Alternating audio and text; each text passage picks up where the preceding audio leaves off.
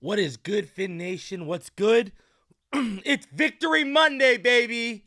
It's your boy Reason. We are back here for yet another one. Already 115 of you in the room. Smash that like button. Subscribe if you're new.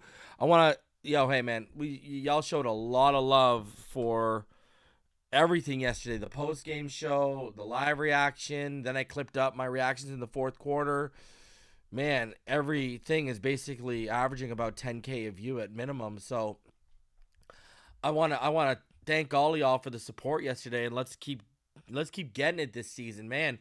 We are literally only 650 away from hitting 10K, and at 10K we're going to give away 3 items from the merch shop. I'm going to have 3 different winners, and basically all 3 different winners pick anything you want on the Finside the NFL merch shop, which again, if you haven't checked it out, go check out FinsideTheNFL.com, all right? Go check it out. Go check the merch section out because it's not just for Finside the NFL fans. It's for Dolphin fans. We'll plug it at the end of the show here. But, yeah, man, go check it out. I'm telling y'all, the merch, it's the best merch store out of any content creator in the game. And it's not even close. I ain't lying to all of y'all. So go check it out. Man, we got Turkish The socks we got are killer and go with any throwback look you want to rock. So go check it out, finsidethenfl.com. Go check out the merch. I'm telling y'all, we're going to have a special item this week we're going to be plugging heavily. So be out on the lookout for that. Yeah, go check it out. We put a lot of work into that merch shop, a lot of work into that website, and I think it's the best in the game right now. So hands down. Man, we got a lot to go over today. You know, we're going to look at what some of the players have said about Tua. We're going to take a look at what some of the media has said about the Dolphins in general, not just Tua. You know, I want to bring back my jabronis of the week. It's actually going to be jabronis of the week this week. You know, PFF grades. We'll go over the next gen stats. We got a bunch of other stats I want to show y'all to put things into more of a perspective for you guys. We just got a ton to go over. I hope y'all are enjoying that Bills game right now. I hope y'all enjoying that Bills game. I know a lot of people are watching it to scout. I'll have to watch after the fact. Actually, tonight I'll be clipping up film all night basically. But it's already 7-7 in that Bills-Tennessee game, so hope y'all enjoying that one.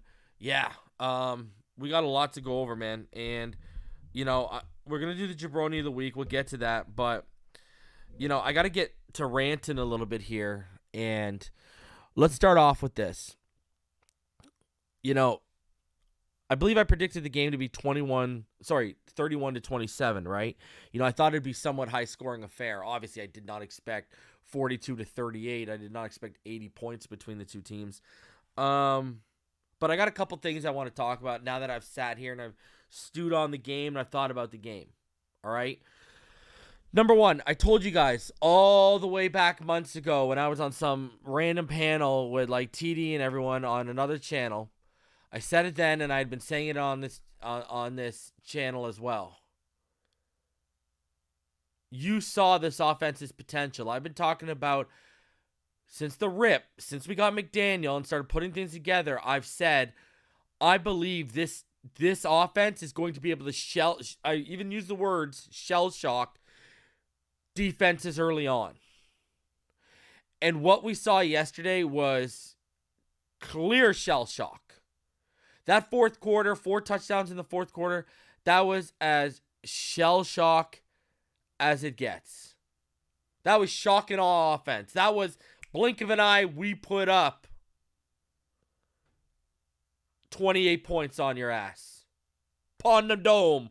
28 points, pond the dome. That's what we did. Like that. And listen, when I said that this offense was going to catch defenses early on, trust me, I was not talking about a fourth quarter, 4 touchdown comeback. I was thinking, hey man, this team gets rolling early. They're gonna put points up fast, right out of the gate. Now, the scary thing is for other teams and not us. Look at that slow start. If we did not have a slow, the Ravens had a 10-minute drive in the first quarter, all right? And we still outpossessed them by like 10 minutes at the end of the game. And they had a 10-minute drive. What did I say last week that I saw that I really liked, right? We only had 1 3-and-out against the Patriots, but also, even when we weren't scoring, we were complimenting our defense by giving them a rest. We were still putting together drives, even if we didn't get points. Defense was still getting a rest on the sideline. The potential of this offense is through the roof. Through the roof. What do I mean by through the roof? This has greatest show on turf potential. Now, we're not going to get a Marshall Faulk, but if you can get the running game going consistently, Tua can give you Kurt Warner. Waddle and Hill can give you Isaac Bruce and Torrey Holt.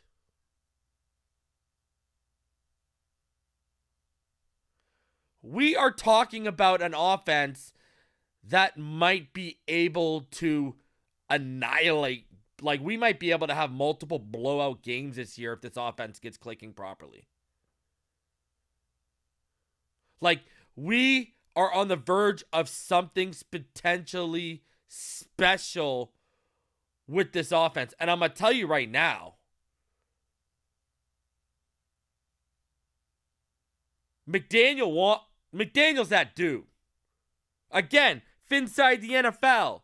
Last year, when no one even knew who he was, I wanted him or Pep Hamilton as our OC. Now do you see why? Now do you see why? And then when he became a head coaching candidate, I said, if we're going with a new head coach, if we're not going with a Harbaugh, if we're not going with an experienced coach, McDaniel is the move. After just 2 games, needless to say, I think I was right. And I'm going to take a victory lap on Mike McDaniel. Because I even had people, oh, you wanted him as an OC, that doesn't count. What are you talking about? People were trying to say, oh, I wanted him as a head coach before you did. I said, bro, I wanted this guy as an OC, and I pulled up receipts of me saying Pep Hamilton or Mike McDaniel need to be the OC of this team last year. I have fucking receipts on that. Oh, that doesn't count. You wanted him as a head coach. What if he wasn't available for the head coach position last year? If he was, I would have said the same thing. Hire that guy. Hire him. Hire Pep. So, Mike McDaniel is that dude. I don't know what else to say. And don't think I ain't forgot the people on YouTube, the people on Twitter who tried to sell y'all, oh, he's another Gase.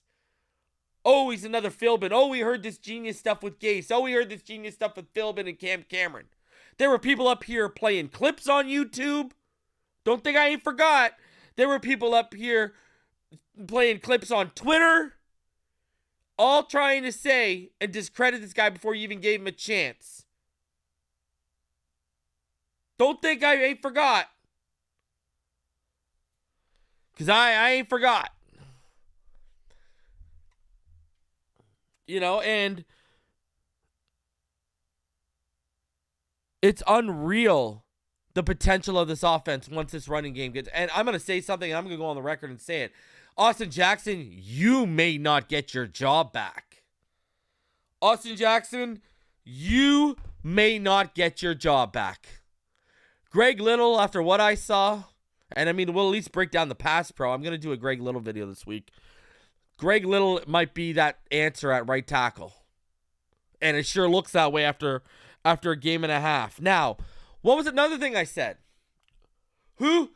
Chat, there's already 230 of you in here. Chat, spam it. Who are the number 1 and number 2 receivers in the NFL leading receiving yards? Who's number 1? Who's number 2? Chat, go ahead, spam it. Tell me who's number 1, who's number 2 in the NFL right now. Tell me. Trey New, Hill and Waddle. Scotty Joe, Hill and Waddle. Yeah, all right. Hill and Waddle, okay? I'm taking victory laps today. This is Victory Lap Monday. Did I not say that they could realistically account for 2,500 yards between the two of them? Did I not say that? And now look what they're on pace for. They're on pace for over 3,000 between the two of them. Closer to like 3,500. I told all of y'all, this is why I said Tua throwing over for 4,000, 4,200 yards should not be a problem because Waddle and Hill can account for 2,500 yards. People thought I was out of my mind. People thought I was out of my mind when I said that. But now it looks like that, huh? Now it's kind of a realization that, oh crap, one might put up 1,500 yards and one other one might put up 1,300 or 1,400 yards. And then they might have at least 12 touchdowns each. He might get 20 touchdowns and 2,500 yards off of just 2 guys.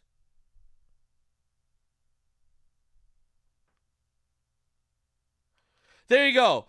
Shout out to Lomi Z-Man. Jalen Waddle's on pace for 128 receptions, 2,040 yards, and 26 touchdowns. Obviously, it's not sustainable. Tyreek Hill is on pace for 162 receptions, 2,414 yards, and 17 touchdowns. Tua is on pace for 6,282 yards and 60 touchdowns. Clearly, it's not sustainable. But let's shave the numbers down a little bit. And yeah, 2,500 yards between the two of them seems like it's going to be a freaking breeze. And people really doubted me when I said that was potentially possible. Bro, we got the... I'm telling you right now, this is why I see greatest show on earth, on turf potential. We might have the greatest receiving duo of all time. If these guys stick together for 3 years, they might go down as the best receiving duo of all time. I told all y'all, Waddle, I didn't even need to see a snap. And what was I saying all offseason? Waddle's the hands down best wide receiver 2 in the NFL. What did I say? Yeah, T. Higgins was the best wide receiver 2 in the NFL last year, but move over. Waddle about to show him what's good. And Waddle is leaving, no doubt about it. No doubt about it. Now, he needs to clean up the hands a little bit still, but Waddle's a fucking monster. I said he was wide receiver 1 in that draft. I stand by it because he's showing you he can either be the guy or he can settle in and feast as the number 2 guy, and he ain't gonna bitch. Waddle's the best receiver in that class. And y'all know the other guy, my man crush, it was Waddle and Rashad Bateman. And I gotta say, thank you, Rashad Bateman, for, hey, the Dolphins won. It was an amazing victory. But you also made me look brilliant as well, Rashad. So thank you very much. You are going to be a stud as well. Jamar Chase is still going to be a stud.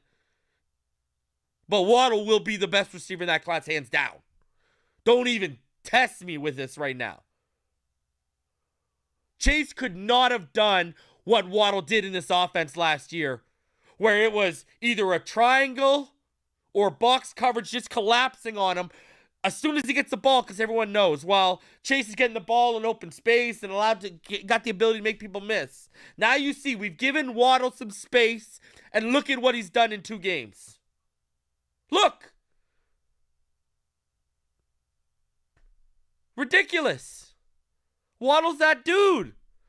Don't ever doubt me. I'm telling you, Waddle's becoming like, I don't know, man. Between Tua, Hill, and Waddle and Holland, I don't know who my favorite player on this team is. I really don't. And Terron Armstead, too. I want to shout out Terron Armstead, unsung hero. When we look at the film tomorrow, y'all will see it. When you go back and watch the game, I'm sure y'all noticed it. When we were driving, right, to win that game, do y'all notice Terron Armstead? I believe it was on the Edmonds run play, where he comes up to the line and he tells Tua, slow down, relax. And he's telling him, don't rush your order of operations. Let's go. We got this. Don't worry. We got this. And that's a leader, man. You think Jesse Davis was doing that last year? You think Eric Flowers was doing that when he was here? Terron Armstead. Round of applause to Chris Greer for this offseason. From the coaching hire to the personnel moves. And I got to say this. All of y'all that didn't want to blame it on Flores. All of y'all that labeled the O-line as an excuse. All of y'all that labeled the personnel as an excuse. How you feeling today, huh? That's a rough one, huh? Told y'all. People in this fan base, they don't understand the word context, let alone they probably can't even spell it. And my biggest pet peeve is trying to label context as excuses. Sure looks like it was context now, doesn't it?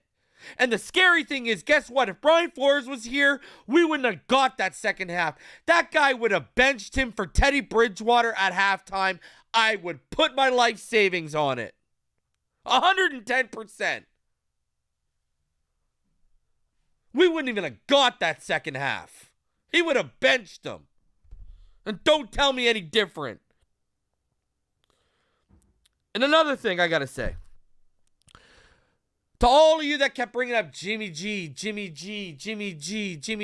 And I'm going to tell you this. You want to know how much coaching matters? Look at the praise I just gave Greg Little. You don't even got to look at Tua. Look at the O-line yesterday. Coaching matters. Look at the play designs. Look at the play calling. Coaching matters. McDaniel's shown more cojones in 2 games than Flores showed in 3 years. Period. That's my coach. I started that train like I started the TUA train in this community. And after yesterday, bro, I'm sitting there like Chappelle in that Oprah Winfrey skit. When he got all the money, he hugging all the money, and he's got his crown on, baby. That's how I'm sitting right now, just like Chappelle in that skit. And another thing I want to say, and y'all saw it yesterday. All of you that wanted to compare him to Jimmy G and say, oh, Jimmy G's his ceiling in this offense. Oh, he's Jimmy G. What did Reason keep telling y'all? Whether you're in the Patreon, when I told you guys on the Patreon back in the beginning of June, all right? And I told y'all on this channel, and I told some of y'all on Twitter, Jimmy G was never an option. They put stuff in this offense they did in Atlanta. Why? Because they see Tua's ceiling in this offense more Matt Ryan than Jimmy G. And yesterday was a perfect example.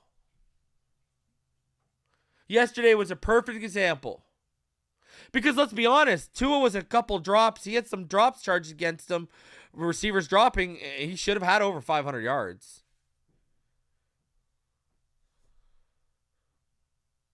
And I mean, the people that spent the time talking about his height this week, man,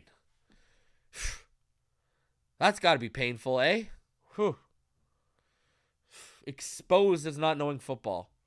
Exposed as breaking down the quarterback position for the first time ever. And now you look even more silly. Ouch. Painful stuff. Bad week for the haters. Bad week for the haters. But it was coming. We warned y'all it was coming. Because here's another thing. That week 1 game against the Patriots, man, if that was in Flores' offense, you think you would have thrown for 270 with how we performed overall with only 8 offensive drives? You really think you would have thrown for 270? That probably would have been like one of those 210 games. You really think he was going to throw for 469 and 6 tubs in Godsey's offense? Or Gailey's ISO offense? Not going to happen. And now I just want to say, so that leads me to my jabronis of the week. My jabronis of the week are all you backpedalers. Listen, I saw people go on Twitter, create threads. I saw people straight up take the L, take it on the chin, say, give me your worst, I was wrong. But all of you who weren't admitting you were wrong, and you trying to roll with the hype train like, oh, this is just what I wanted, you know? This is why I was so critical. This is why I was so hard. Because this is what I wanted. I want him to shut me up. I wanted him to show him why we drafted him. No. Admit you were wrong. Because I've heard everything. I've heard 1-read quarterback. Can't throw deep. Right? Too short now. I've heard y'all tried to paint him as too dumb. You used his Wonderlick. You used that the fact that he said he didn't know the playbook really, really well under Gailey, but you didn't want to talk about how the headset wasn't working. You know, plays weren't getting called properly in week 1 and how he was running the offense off of his knowledge of the playbook currently, showing his football intelligence. You didn't want to talk about that. So all you guys that tried to paint these narratives, no, sir. No, sir. That's why I said I got time for the TUA believers and the non-believers. The non-believers who said, hey, I don't like what I've seen on tape. I don't think he's going to clean it up.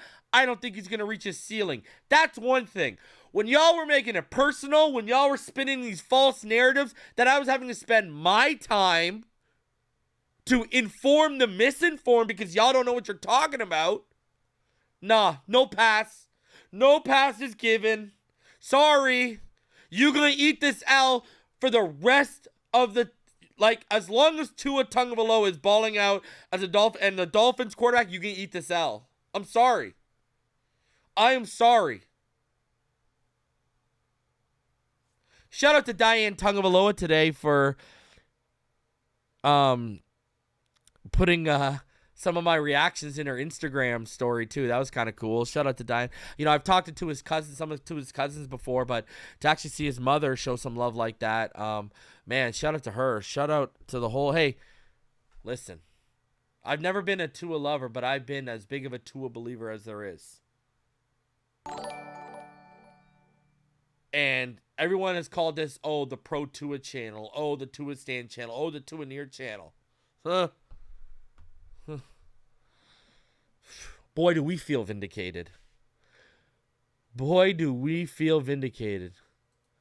Shout out to 300 Egos for the $10 donation. He said, as Tyreek would say, reason we need a wheelbarrow for his cojones for bringing the fire and calling all them casual jabronis out. Don't let them breathe, bro. Best show. Appreciate you, 300 Egos. Listen, again, I got no problem with anyone who was a Tua non-believer, who based it off film, who, you know, you could have discussions with, but people who made it personal, people who spun false narratives, I ain't got no time for you. No time for you. None whatsoever. So let's look at some things, all right? Let's get into this because we got a lot to go over here today. Shout out to everyone in the chat. Already 366 of you. Smash that like button, guys. It helps me with the algorithm. Let's get this stuff out, all right? Jim, funny you bring that up. I was actually thinking about this yesterday, and I said to Ian, I think I said it to Ian on the phone, but I thought it while I was on the phone with him. I don't know if I said it to him, but Trent Dilfer must be loving life, eh? Trent Dilfer must be sitting back, smoking a cigar, you know, sipping the finest bourbon money can buy, feet up on the table. Holy. Trent Dilfer, I mean, we think, you know, us Tua believers were vindicated. I know Tua lovers are going to think they were vindicated, but the Tua lovers who, you can't, you know, listen, like I said, I don't like the Tua lovers or the Tua haters. I got time for the Tua believers and the Tua non-believers, right? The ones who got it still up here. So, you know, the vindication for all of us that stuck by Tua yesterday was beautiful moment. Beautiful moment. All right, let's get into a couple of things. I want to first show what Emmanuel Acho said about the Dolphins today on Speak with Joy Taylor. And I saw, Rome, I saw Michael Irvin give Stephen A the work. Hey, let's go. All right. This is what Emmanuel Acho had to say today. Let's play this. I'm beyond impressed with the Miami Dolphins. Tua Tagovailoa, beast. Mike McDaniel, beast. That offense is beastly. Shout out to that defense as well. Tua had 6 total touchdowns yesterday, still threw 2 picks. He had 469 passing yards yesterday. He tied the Miami Dolphins franchise record yesterday. If Justin Herbert were to have done that, if Patrick Mahomes were to have done that, we wouldn't be disappointed in the Ravens. We'd be like, man, it's Herbert. It's Mahomes. You can't stop him. So I need you to keep that same energy because I'm going to keep that same energy. Tell him, Joe Emmanuel. Burrow had Jamar Chase and T. Higgins. Jamar Chase is a top 5 wide receiver. T. Higgins maybe a top 20 wide receiver. He's solid. Justin Herbert, Keenan Allen, Mike Williams, Patrick Mahomes, Travis Kelce, Tyreek Hill. Like, Tua is balling now that it's a level playing field. Oh, Burrow, you were drafted before me. You got 2 dogs at receiver. Herbert, you were drafted when I was drafted. You got 2 dogs at receiver. Me, y'all finally gave me 2 dogs at receiver, and I lead the NFL in passing yardage. Ooh. Okay, but That's a great point. Let me give you love. Let me give you love. I'm just saying, keep that same energy. Because what's crazy is I see a lot of these people who talk about Herbert and always bring up Herbert. And I some of y'all that I've seen talk about Herbert, whether up on panels, whether on your show, whether on your Twitter, you didn't want Herbert back then. Herbert wasn't an option. But now you use him as a comparison because you can trash Tua with it. But where's the same energy now? Emmanuel told y'all, now that the playing field's been evened a little bit in terms of weapons and offensive line, where's that same energy? Because I hear some people out here, Keyshawn Johnson being one of them, trying to say, oh, well, it's on the Ravens, it's not on the Dolphins. It's the Ravens. Emmanuel nailed it. If it was Mahomes or Herbert or Burrow that did that, you would talk about how great they are. Some of y'all tell on yourself without even telling on yourself. It's hilarious. It's literally hilarious. All right, let's keep it rolling, though. Let's show what Tyreek had to say post-game after the huge dub before he even got off the field, baby. Before he even got off the field. You ain't even got to ask me no question on that. For all the haters out there, man, who saying Tua can't do this, can't be that, I really hope you soon jump on this bandwagon, man, because not only is Coach McDaniel's going to need a wheelbarrow, he also going to need Tua going to need a wheelbarrow after the season. To tote his money, his boatload of money. And also his cojones. See? That's it, baby. And I'm telling you, he's winning this locker room over right now. This locker room is being won over. Because, hey, McDaniel, Waddle, Tyreek, they've shown ample amount of confidence publicly in TUA, and he's repaying them right now. He's making them look right and smart. And did you notice how we didn't have really a good pass rush for about 3 quarters yesterday? And then we started getting it going on offense yesterday in the 4th quarter, and all of a sudden, the pockets were collapsing a little faster on Lamar. He was feeling bodies around him a little bit more than he was all 3 quarters. The defense is buying in. The defense said, oh my God, we got an offense that can complement us. We got an offense that can win us games when we aren't up to our standard.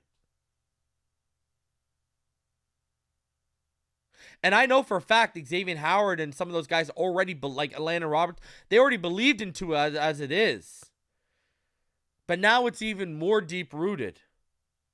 What this offense showed that defense yesterday is, man, if we're having an off day, the offense can keep us in the game or win it if we need to.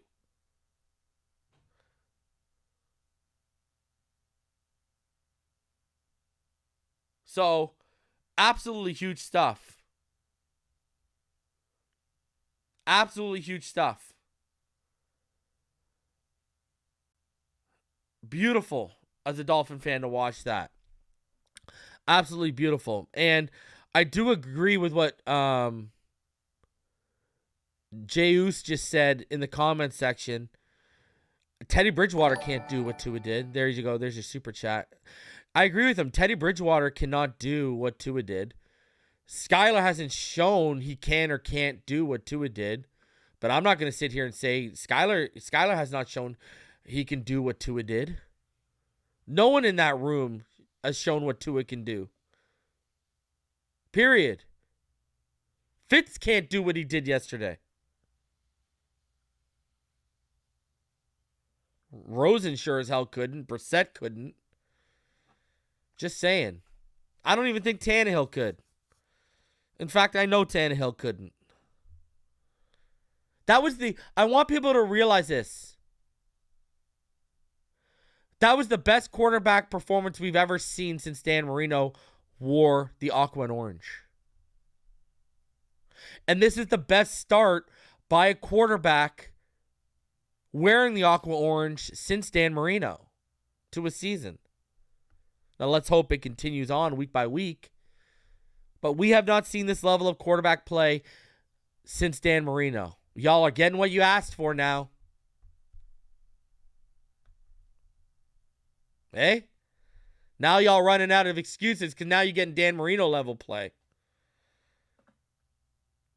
Now, Tua doesn't have the arm Dan does, and he's not the natural thrower of the football Dan was, but he's goddamn accurate. So this is what happened post-game, and you can see the love in that building. You can see it.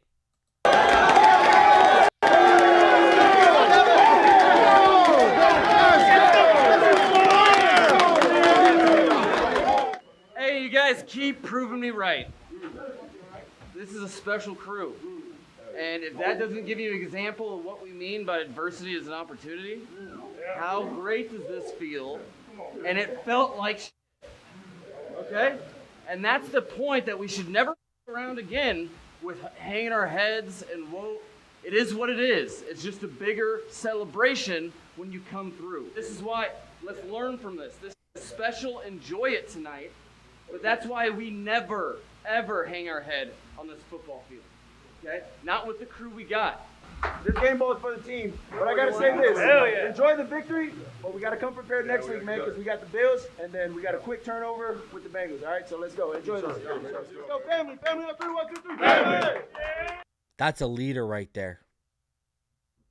Listen, he didn't sit there and say, oh, man, blah, blah, blah. He didn't give no speech. He said, enjoy this, but we got to get back to it. We got the Bills next week. That's a leader right there. And then he even said, and then we got a quick turnaround against the Bengals. That is a leader right there. And listen, McDaniel is that dude. All of y'all that tried to compare him to Gase and Philbin and Cameron, you got to feel dumb too, huh? Man, the L's that we're eating this weekend are terrible for all those doubters and haters and people that don't know what they're talking about, quite frankly. Man. And you know who else deserves an apology, I think?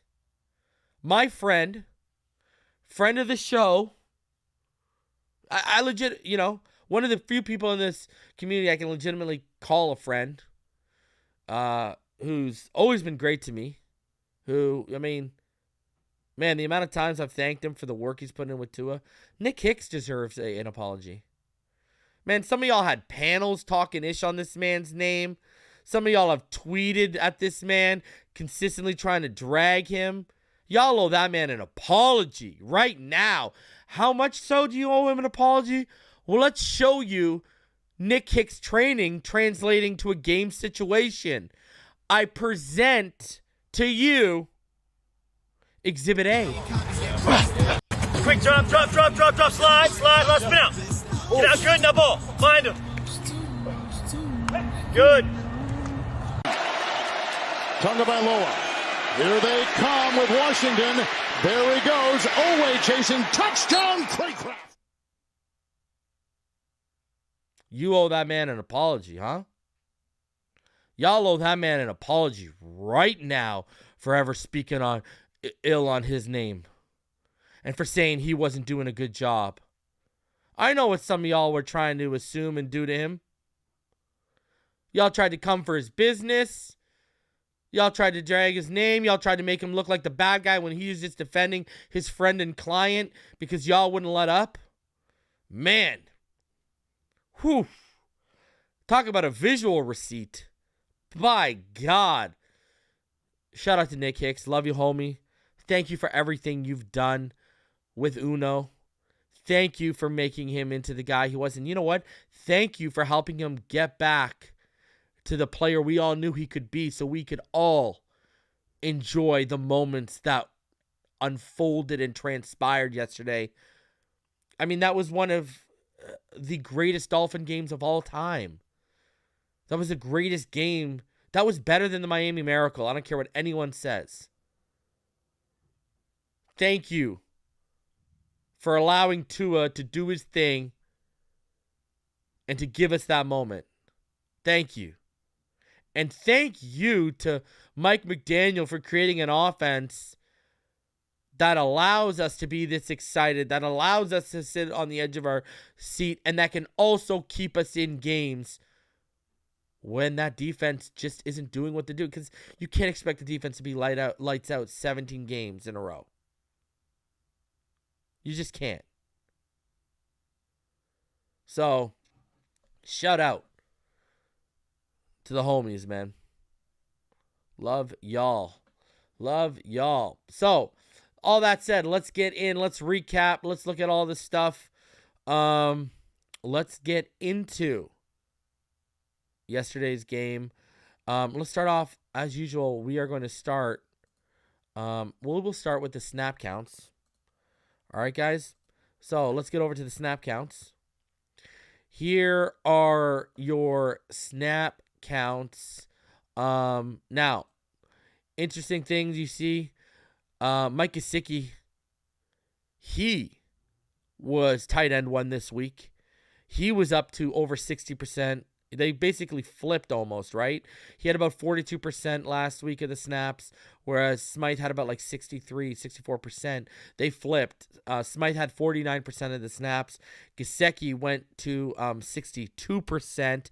Mozart barely outsnapped Edmonds, but the workload, and Mozart got special teams work, as you see on the side there. Alec Ingold with a nice little workload. You see him, it's getting up, and look at Craycraft being activated and still getting a decent workload. Tanner Connor only got 1 snap. But you see Craycraft was already on Cedrick Wilson's heels. Now, Cedrick Wilson did get that rib injury. Nothing's broken, but it was pretty serious.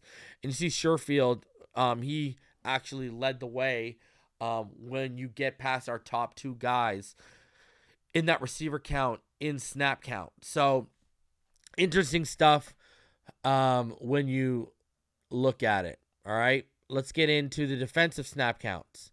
Now, this is what it looked like for the defense. All right, look at Kadir Kahu. Look at Kadir Kahu right there. All right. You see him, he had 25 snaps, 42% of the snaps. He played most of that second half at CB2 because Needham only didn't come back until the final 3 snaps. That's why his snap count is so low down there at 44%. The other thing, too, is look at Rowe, much more involved this week, split time. Now, he did get beat on that pass that Jackson overthrew on 3rd down, but he also did have that big good coverage play deep in the end zone on Mark Andrews on that drive where they settled for a field goal to go up 38-35. So you look at Eric Rowe back in it, baby. Only a 3 snap difference between the 2 of them. Eric Rowe getting that work back. Love to see it. Sam McGuavin only got 7. Trey Flowers, I think they need to start rotating Ingram out more with Van Ginkel and Trey Flowers a little bit.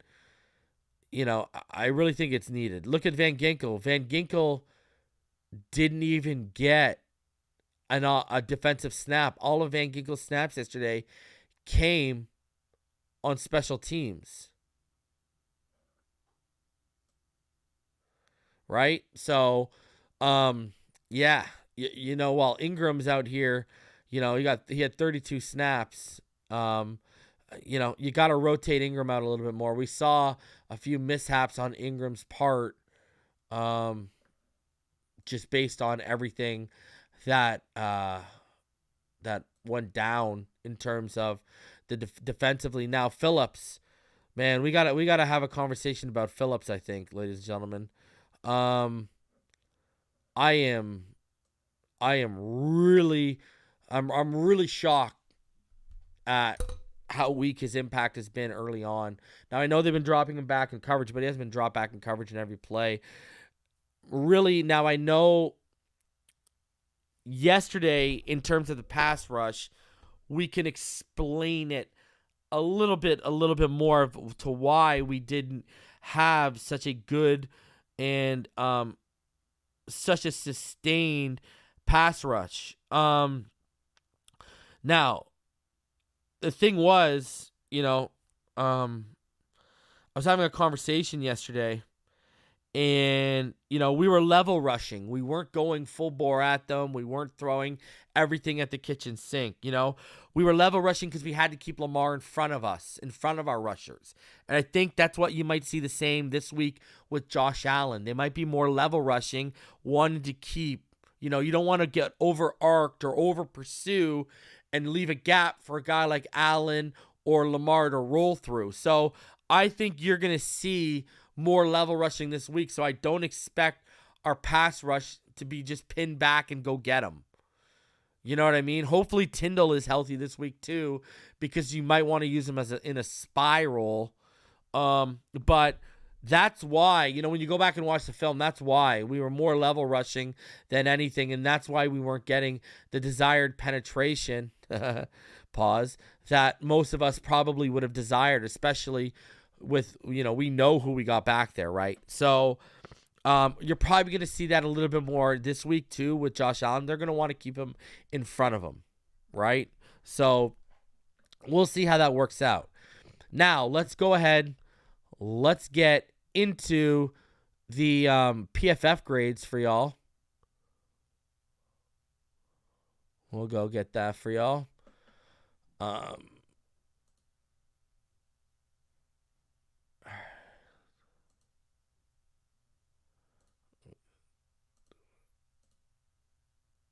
right.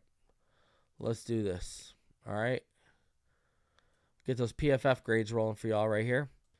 All right. So, offensively, Tyreek Hill was the number 1 graded Miami Dolphin. He had an 85.8 offensive grade. Tua Tagovailoa was number 2 with an 85.2. I do not know how he did not hit 90. It must have been the turnovers. Terron Armstead was number 3 at a 78.7. Alec Ingold, guys, number 4. Your number 4 graded player. Jalen Waddle, number 5. Mike Gesicki, number 6. That's what you want to see. Like, you want to see the big guys, all the big guys. Raheem Mostert, 7. You want to see them all. 66, like 66.8 is like the average. That's like where you start out at. So, yeah, you want to see those guys lead the way up top there, right? So, big stuff.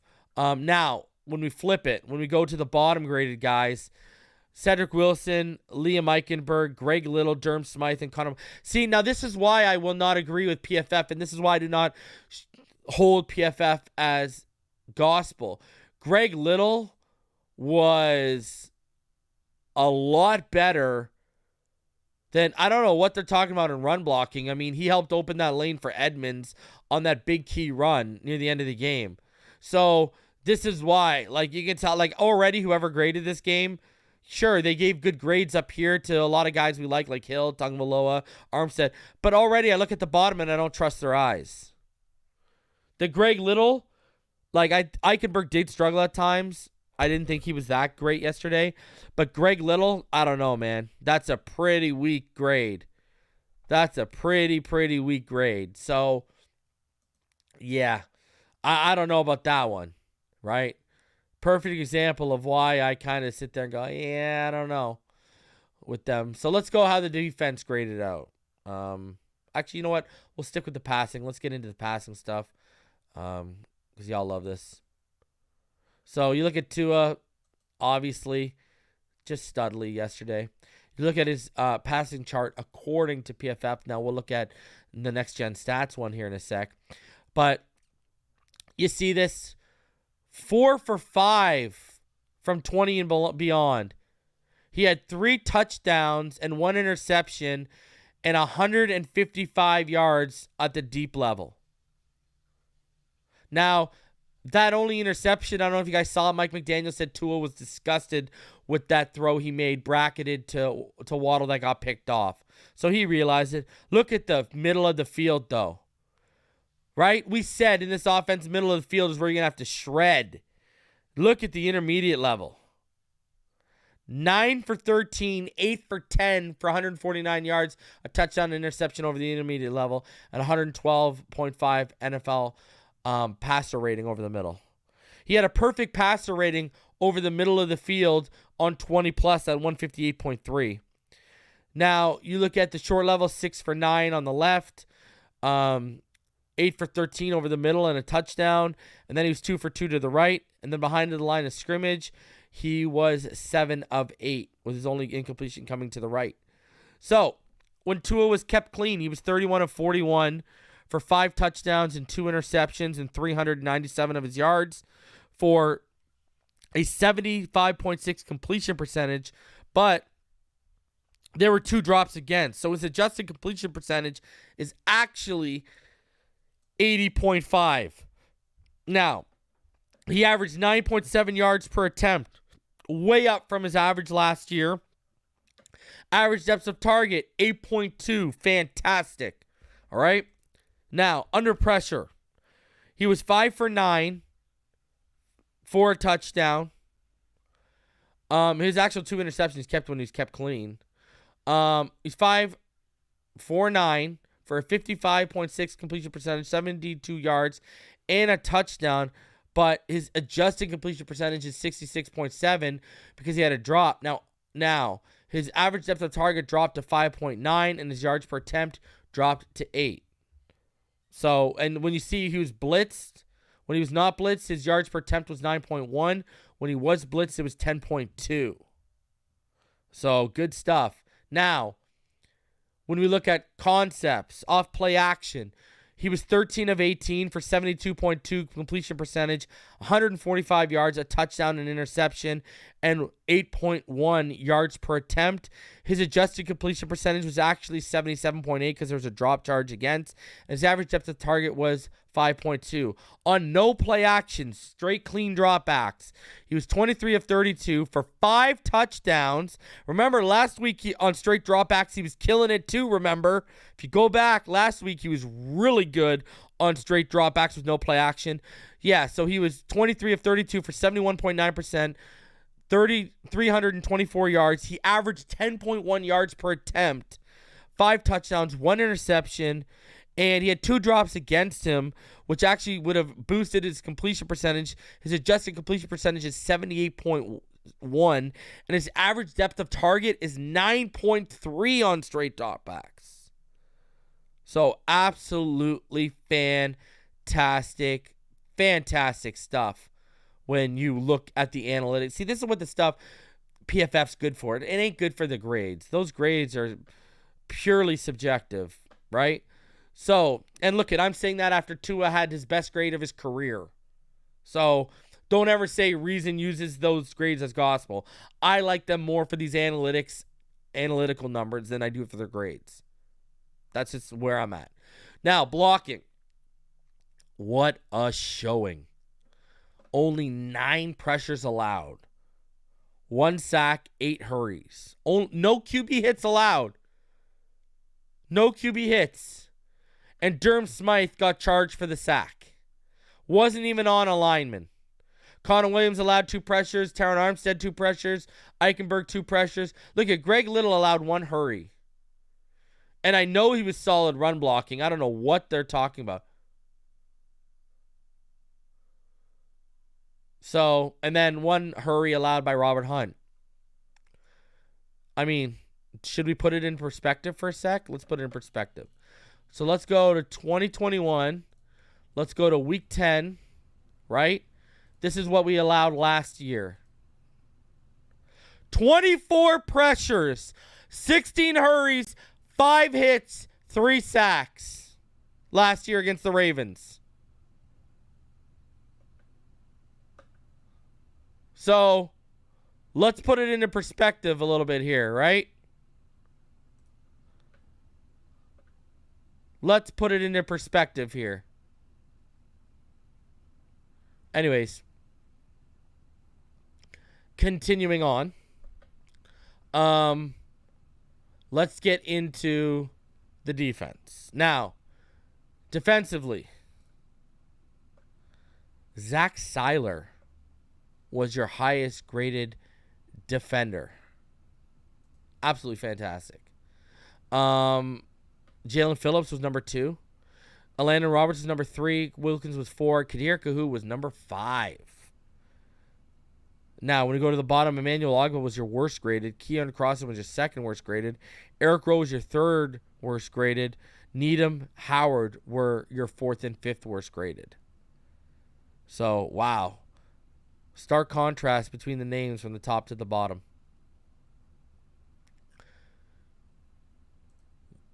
There you go. There are your defensive grades. Now, let's go into the coverage matchups.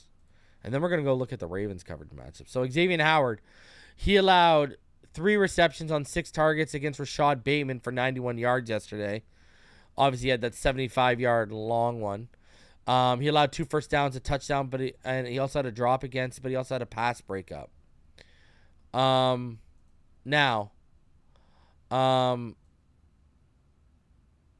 When you keep rolling here, Eric Rowe, he allowed 6 receptions on 7 targets against Mark Andrews for for 62 yards and 3 first downs. Keon Crossan, he allowed 2 receptions on 3 targets for 59 yards and 2 firsts. Brandon Jones allowed 2 receptions on 3 targets for 20 yards, a first down, and he had a drop against. Kadir Kahu allowed 2 receptions on 2 targets for 25 yards and a first down. Sam McGuavin allowed 1 reception for 1 yard on 1 target, and it was a touchdown. Javon Holland allowed 1 reception on 1 target for 17 yards and a first. Isaiah Likely got a reception on Duke Riley, but just for 3 yards. Jerome Baker did not allow a reception on 1 target. And Nick Needham allowed 1 reception on 1 target for 12 yards, a first, and a touchdown. Check this out. Demarion Williams was targeted 10 times by TUA yesterday, and he allowed 6 receptions for 42 yards. Patrick Queen was targeted 7 times by TUA for 6 receptions and 111 yards and 4 first downs. Now, this is what I wanted to point out. This is why I'm showing this side anyways. If you watched week 1, the Ravens film week 1, it was evident Patrick Queen was a liability in coverage. You saw plays where he was over pursuing and then trying to, book it back into coverage, and he was just getting beat. It was just bad stuff. So, why I wanted to show this, specifically Patrick Queen, was because if you watch the film, it was evident. And, I go back to the Raiders game when we had the Gailey offense, right? And remember, we were up against Raekwon McMillan, and we weren't feeding off the middle of the field until Fitz came in. It was almost as if the coaching staff didn't do enough work and tell Tua, hey, you got to target this guy. Whereas it looks like this staff watched the film and said, hey, target this guy. Now, Fitz knew because Fitz watched the film by himself, I'm sure, and he also played with Raekwon, so he knew what was good. It was clearly evident they crossed all their T's and dotted all their I's.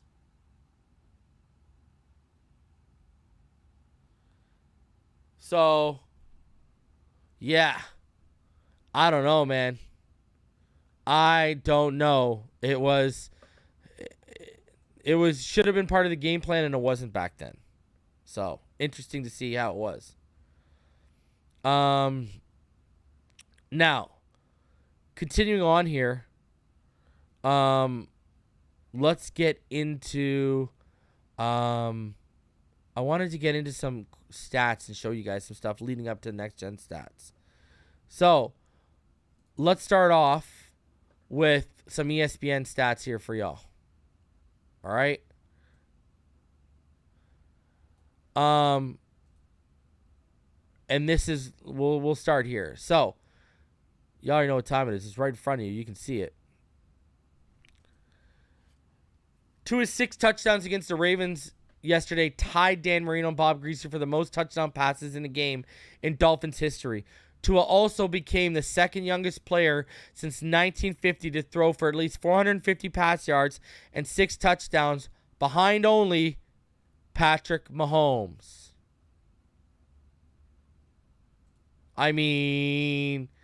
Do I gotta say anything more? That is ridiculous when you put it together.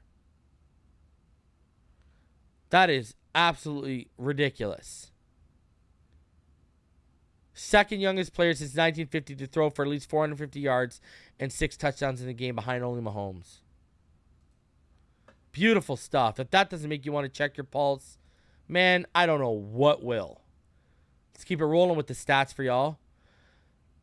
The Miami Dolphins trailed by 21 early in the fourth quarter. The last team to win a game after trailing by 21 plus in the fourth quarters was the Eagles in Week 15, 2010 against the Giants. From 2011 to 2022, entering today's Dolphins wins, teams were 0-711 when trailing by 21 or more in the fourth quarter. Like, wow. Talk about beating the odds. Talk about doing the unthinkable. Unreal. Now, let's go ahead. Let's get into some next-gen stats and info. Let's get into. We will start off with some quirky stuff for y'all. Check this one out. The Dolphins field stretching receivers forced the Ravens secondary to cover a lot of ground. Ravens defensive backs traveled a total of 6,131 yards on pass plays over the course of the game, the most by a DB group in a game since the start of last season. These guys had to cover almost over 6,000 yards against the Dolphins. That's crazy. That is absolutely nuts. You got to think about it, guys. Why do you think we were getting busted coverages and open guys in the fourth quarter? Why do you think that was happening? It's because the defense was getting tired. You're going to run that much? Imagine having to do that at the Rock in September next week, Buffalo, with no Tre'Davious White.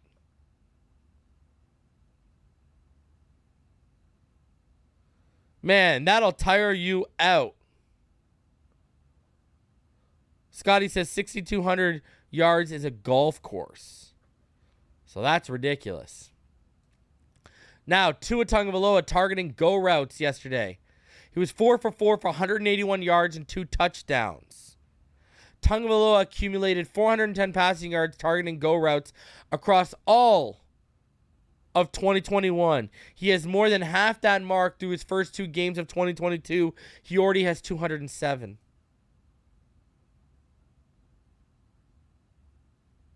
That's ridiculous.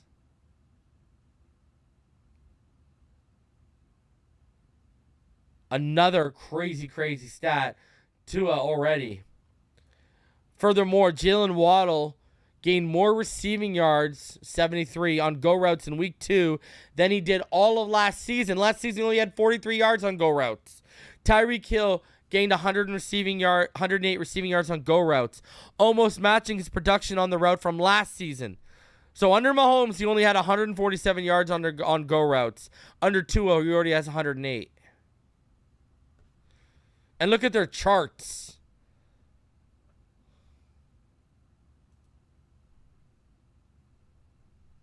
Maybe Tyreek wasn't that crazy for saying what he said about Tua, huh? You ever start maybe think about that? Maybe Tyreek wasn't lying to y'all. Maybe he was telling y'all exactly what y'all needed to hear, the truth. I'm just saying. Now let's get into the passing charts as we do every week. Here was Tua's passing chart. Look at that. Look at that, baby. Love to see it. Look at the distribution. Everywhere. Nowhere was safe from Tua Tagovailoa yesterday. We've been doing these next-gen charts, passing charts, since Tua's been a starting quarterback, and we have never seen this kind of distribution level. We have never seen the distribution to this type of level before. Absolutely impressive stuff from Tua Tagovailoa. That's what you want to see, man. Now, we ain't going to see, 6 touchdowns on every chart, but, man, spread the ball out. Spread it around. Now, Lamar. Compared to Lamar, this is what Lamar looked like. Still good. Better than Mac Jones last week, but he wasn't spreading it like that boy Tua was. Pause. That's for sure. Now, when we fully get into the next-gen stats from yesterday, this is what we got. Tua Tagovailoa had the most air yards at 55.5. Lamar Jackson for his team had 33.5. Tyreek clocked in at 20.54. Devin Duvernay on that kick return, guys, clocked in at 21.6 miles per hour. The Dolphins did not have a sack yesterday, and the fastest sack was by Justin Houston for the Ravens in 4 seconds. When you look at their passing chart comparatively to what it looked like with PFF, you know, you see 3 for 3, 95 yards, 2 touchdowns on the deep level. Up on the deep middle level, on the deep left level, 1 for 2, 60 yards, a touchdown, interception. On that intermediate level, 1 for 2 to the left for 14 yards and an interception. Intermediate middle, 6 for 7, 125 yards and interception. So you can already tell PFF, they credited that 1 interception over the middle, over the intermediate level. They credited it to the middle, not to the left side. And then to the right side, 1 for 2 for 11 yards. And then you look at short, 7 for 13 to the left for 40 yards and a touchdown. 7 for 9 over the middle short. 2 for 3 to the right. And then he was 8 for 9 and a touchdown behind the line of scrimmage. Now, you look at rushing. Raheem Mostert was finding a lot of success either running off that right edge or between the A and the B gap to the left side. Also off the left side edge. Raheem Mostert, 11 carries for 51 yards. Chase Edmonds, he found most of his success to the A and the B gap on the right side. And then Alec Ingold, yeah, not much to talk about. Lamar, obviously, is going to have that huge wide right run that he broke through. Kenyon Drake didn't really have any success, as you see. And then no success really for Mike Davis as well. Receiving-wise, again, look at the separation, ladies and gentlemen. What is this? The league average is 2.91 yards. Tyreek, 3.97 yesterday. Jalen Waddle, 3.07. Look at that. Trent Sherfield, 3.31. Look at that. Remember last year we were having, like, guys in the ones. Even Gesicki's getting more. Gesicki and Devontae Parker were the worst separators last year. Now Gesicki's just around the league average. They were like around a yard last year. They were under 2 yards, and now he's around the league average. Scheme matters, baby. Scheme matters. That boy Isaiah Likely got the separation yesterday. Wow. And then defensive pass rush. Average separation, the league average is about 4.53 yards. Ingram was 4.24 yards. Sadler, 4.39. Ogba, 4.44. Jalen Phillips, 4.44. So all below the league average. Right? Which is you want to be, the below, more below you are, the better it is because you're closer. And then, well, Justin Houston, 4.58. Calais Campbell, 4.71. And et cetera, et cetera. They weren't even close. So those are the next-gen stats and some interesting stats for y'all, and the passing charts as well. Interesting stuff. Man, just that separation chart alone, compared to what we were seeing last year, night and freaking day. My God. All right, a couple other things to get into here. Let's go over some things that Mike McDaniel had to say today. So let's get into this. Buddy, I love him with the Aviators. This guy's killing the game. In the afterglow of an historic comeback win at Baltimore, Dolphins coach Mike McDaniel addressed several issues in his press briefing late Monday afternoon. Wide receiver Cedrick Wilson's ribs, which caused him to leave Sunday's game in the second half, are hurt pretty bad, but the ribs are not broken, he said. His status for Sunday against Buffalo is obviously in question. On the challenge that awaits against Buffalo on Sunday at Hard Rock, you don't ignore the obvious. The Buffalo Bills have won the division and done an unbelievable job in all 3 phases. What better for the Miami Dolphins, a young team that's really invested and very eager to play football? What better opportunity than playing the best and seeing where you're at? You don't hide from it. You embrace the fact they're a good football team. There's only one way to be put in that category of good football teams. You beat good football teams. And you beat them yesterday. Love it. And I love that mind state. Let's go. Let's go get those dubs that matter. On the decision to replace Nick Needham with Kadir Kahu to start the second half at cornerback opposite Xavier Howard, We're matchup oriented, McDaniel said. Within a game, you can adjust plans. Sometimes it can be a look in someone's eye. I needed to give this guy an opportunity. Kahu had that look about him in the second half, and we felt we could feature him, and he rose to the challenge. Man, I said it last week. Needham got to be worried about this guy coming for his job because he's coming. It wasn't anything but that game. I'm not making it bigger than it was. It wasn't a bench situation, but more a feature situation for Kahu. He did a very good job with his opportunities.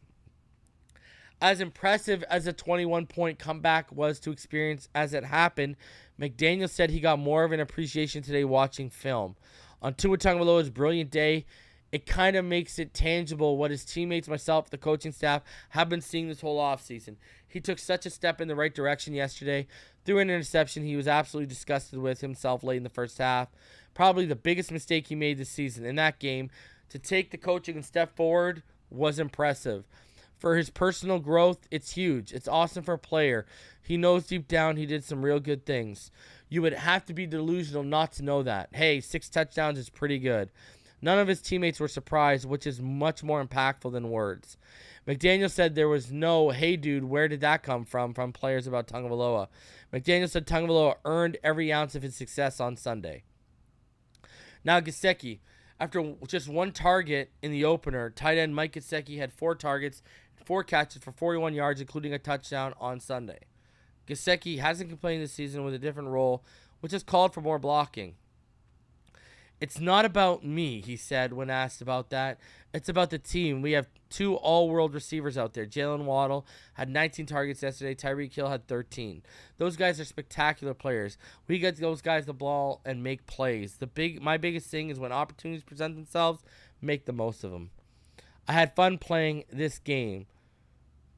You play a kid's game for our profession, and you get paid a lot of money to do it. He said McDaniel pulled me aside before the game and said that on 1st and 3rd down, I would have my opportunity. Nobody on the team seemingly takes more joy in Tagovailoa's success than Gesicki. That's why that's the case beyond obviously wanting his quarterback to play well. He said, because he's dealt with so much criticism and outside noise from people that aren't in the building, people that don't know the play call, but they're still going to say or do anything they want because it draws attention to be negative. That's the world we live in. People want to be negative. People want to hop on the bandwagon. If I was him, I wouldn't let them. Look at that. Look at that. Gesicki straight up said, man, if I was Tua, I wouldn't let any of y'all on the bandwagon to enjoy this right now. What have y'all done to earn this? Wow. Even Mike Gesicki calling all y'all haters out. Shout out to the homie Mario Cristo Goat for the $5 donation, which should pop up here any second. He said, Tua is him. I'm convinced a Tua slept with Cow Turd's wife. Hey, man, I've already said what I thought, right? His daughter, Coward's daughter, went and dated Trey Lance. Maybe Tua turned her down. But look at even Mike Gesicki saying, nah, man, y'all can't enjoy this ride. There ain't no room on this bandwagon for y'all. And I tend to agree with him. Because some of y'all went out of your way to drag that kid. Went out of your way. So, let's keep it rolling here. Finally, if you did not see Peter King's article today on Football Morning in America, the lead was the Dolphins. So, man, definitely worth checking out if you haven't. But, hey, we'll go over it together anyways. So, let's go over it together, all right? So, Saturday night, Marriott Hotel, suburban Baltimore. Last Dolphins team meeting before facing the Ravens. I want to see us respond when we don't have the lead, Coach Mike McDaniel said. This is the National Football League. It happens. And believe me, fellas, there's nothing as good as silencing a crowd on the road when the clock hits 0. Sunday afternoon, halftime, M&T Bank Stadium, Baltimore. Ravens 28, Dolphins 7. A pall over the locker room. McDaniel told his players to forget the scoreboard and just play. And whatever happens, happens. And he had faith in them to play great in the second half. Afterward, he told me he was concerned with what he saw from players when major adversity struck. I thought our guys were defeated, and I understood why, McDaniel told me. They had high hopes for the game, and it wasn't starting out that way. Then the fuck it play happened. This is a family website, and so McDaniel will have to leave a small bit to the imagination here. But the big play of Miami's ridiculous comeback, honestly, was called the fuck it play. This is amazing.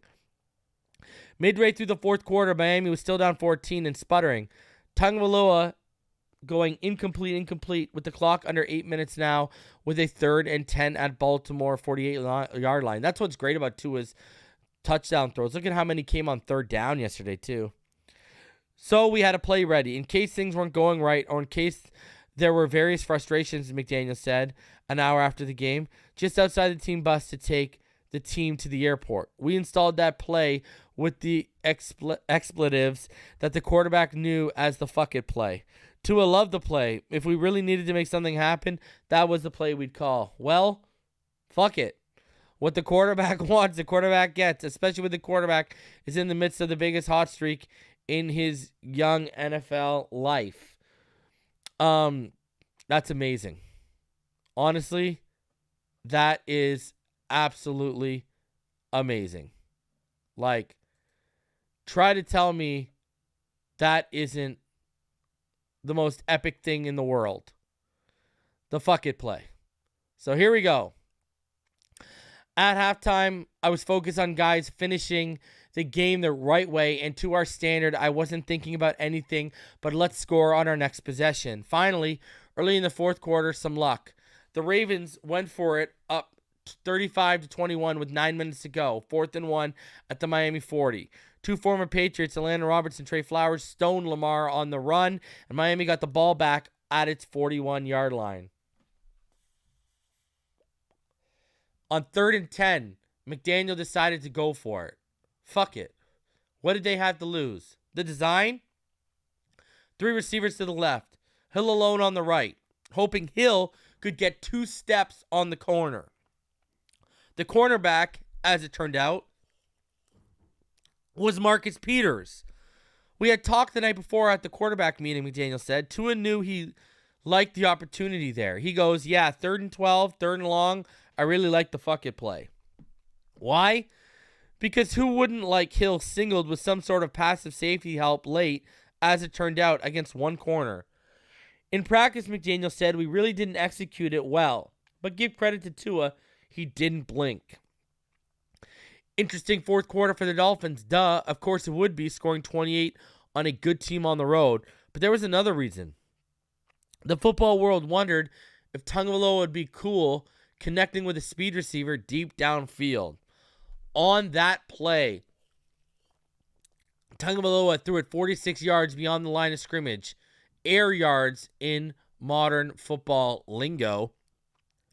And that would be a trend in this quarter. For the first 3 quarters, Tagovailoa averaged 5.6 air yards per attempt per next-gen stats. In the fourth quarter, 11.1 yards. Tua wasn't done. Hill wasn't done. Next series, 3rd and 6 at the Miami 40-yard line. Were the Ravens feeling the heat of being on the field so much, running so much? Could this be the case of load management catching up with Baltimore while the Dolphins, after practicing in the oppressive South Florida heat, still had something left? Again, an interesting perspective from next-gen stats. The Baltimore DBs ran 6,131 yards in the game. That's the most yards any secondary has run since the start of the last season. And on this play, with Hill singled on the left side against rookie cornerback Jalen Armour-Davis, is also who allowed the winning touchdown to Jalen Waddle in the end zone. He blew past Armour-Davis, who looked like he thought he should have safety help, but no safety help was coming. I knew there was a potential they'd go zero or blitzing and leaving the receivers all singled, so I wasn't totally surprised because the corner was playing fat-footed, thinking his rush was going to get home. Nope. The 60-yard touchdown to Hill tied it at 35. From there, Baltimore went ahead on a 51-yard field goal from Justin Tucker, and Miami took over at its 32 with 2:12 to go. Who would be surprised that the Dolphins would finish a 547-yard day with a Tua to Jalen Waddle 7-yard touchdown with 14 seconds left? Typically, in the NFL, you have to learn hard lessons the bad way, McDaniel said. I was proud they were able to learn a lesson of mental fortitude in a game where it got out of hand super quickly. Just play the 4 quarters and figure it out later. But this game was bigger than just that lesson. The outside noise in 2022 football is impossible to ignore, and Tagovailoa has been benched, booed, and questioned in his 29 months in Miami. He had to listen to the Deshaun Watson rumors last year, knowing his coach wanted to take a shot on Watson. Then he had to get used to a new coach who stressed with him over and over that he was the future. And now, after the first 2 weeks of this season, after going to 4-0 against New England and strafing Baltimore with a 6-touchdown game, maybe the world and Tua himself will finally believe the quarterback of the future in Miami is the quarterback of the present. What did you say to Tua after the game? I said to McDaniel. I said, the weight should be lifted off your shoulders, man. All you did was do exactly what we talked about. Hopefully, at least for a week, you can shut up all the people that you are trying not to listen to. I'm hoping Sundays feel different to him now. You need kind of a shock and awe moment for that to happen.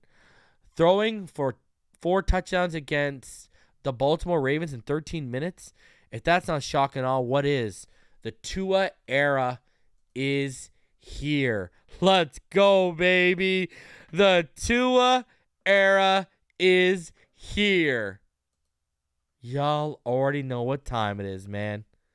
Let's go. And he might not win the MVP, but I'm sitting pretty with I got MVP odds at plus 6,000 on him. So, and I put down like $25 on that. So, that's going to pay off. That's for sure. Yeah? Hey? So, wow. Absolutely huge, man. I mean, man, what else can you say? Absolutely beautiful stuff, dude. And dudettes. Absolutely beautiful, man. If that doesn't make you want to check your pulse, what will? What will? And now we got the Bills this week. And you know what? I ain't scared. We're going to beat the Bills. And here's the deal. Tomorrow night, me, Martin, are going to be back, and we will break down all 51 dropbacks of Tua Tagovailoa tomorrow night. We will look at every pass play Tua had. We will break it all down for y'all. You already know it doesn't get better. We've broken down every single pass play of Tua Tagovailoa's career on this channel. We will continue to do so tomorrow night. Wednesday, I'll be back with Richmond Webb, Mr. Ballgame, for the finish line. And then Friday, we'll have a preview show. But, this is a big week. I know everyone's watching the Tennessee Bills game right now because you want to see what we got waiting for us next week. Listen, we got an offense that can keep Josh Allen off the field. And if our running game is going to get going, next week is the week where we need our running game to get going. Next week, it's going to be paramount that we get this run game going. That's just facts. All right? We need to get it going.